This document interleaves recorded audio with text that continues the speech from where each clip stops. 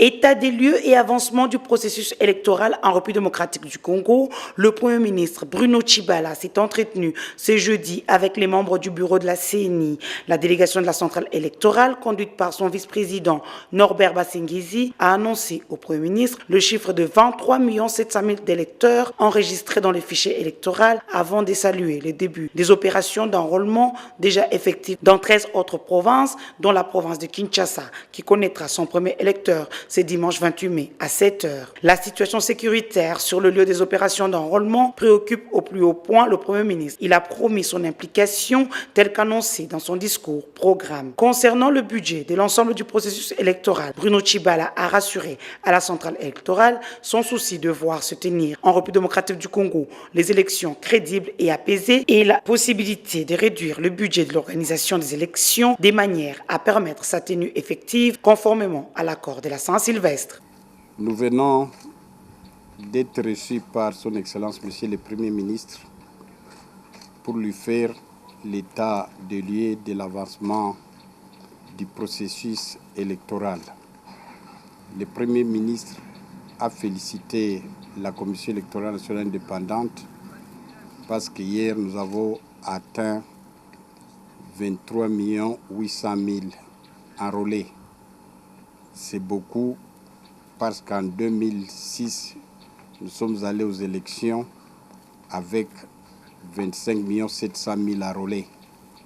Nous lui avons dit qu'on a terminé dans 13 provinces et nous avons commencé dans 13 autres.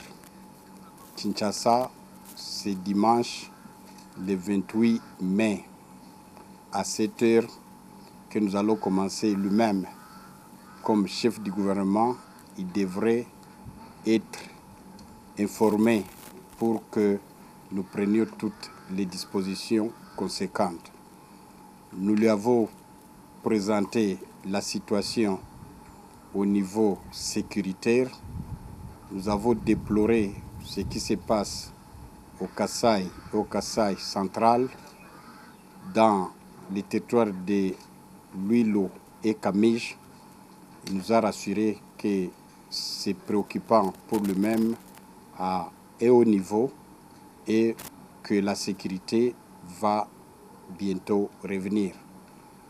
Il nous a rassuré qu'il va mettre en application tout ce qu'il a dit dans son discours, voir dans quelle mesure il pourrait réduire le budget des élections, voir dans quelle mesure il pourrait organiser les élections apaisées, différentes des élections précédentes, et il nous a donné tout son appui et que tous les engagements pris par les gouvernements, il doit les continuer au nom de la continuité de l'État. Nous les remercions pour cet accueil au nom de notre président, au nom de toute l'Assemblée plénière de la CENI, parce que nous avons trouvé à lui un homme engagé dans ce processus.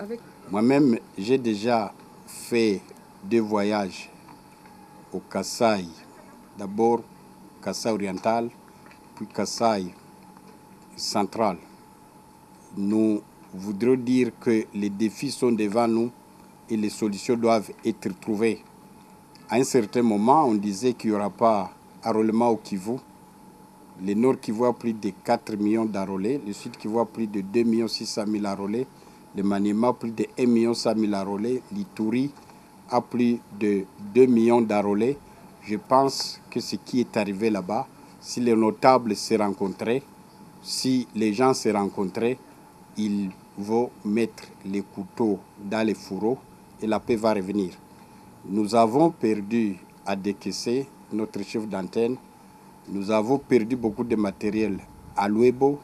Nous avons eu 5 bureaux brûlés à Dibelengue, à Kazumba, du côté d'Ibaya, également à Luebo et à Kabeka-Mwanga. Mais aujourd'hui, comme la paix est revenue à Kabeka-Mwanga, nous sommes en train d'y travailler. Donc il y a de l'espoir. Il faut que la paix soit là. Nous y ouvrirons les bureaux directement, surtout que la formation avait déjà commencé. Nous croyons que ce que nous a dit le Premier ministre, ce que nous a dit le chef de l'État quand nous l'avons rencontré pour ces points, nous ne dormons pas, nous ne pouvons pas organiser les élections sans les Kasaï. parce qu'à ce moment, il se poserait le problème de légitimité. Il faut qu'à un certain moment, nous nous dépassions, nous tous, et que nous fassions du Kasaï une offre de paix.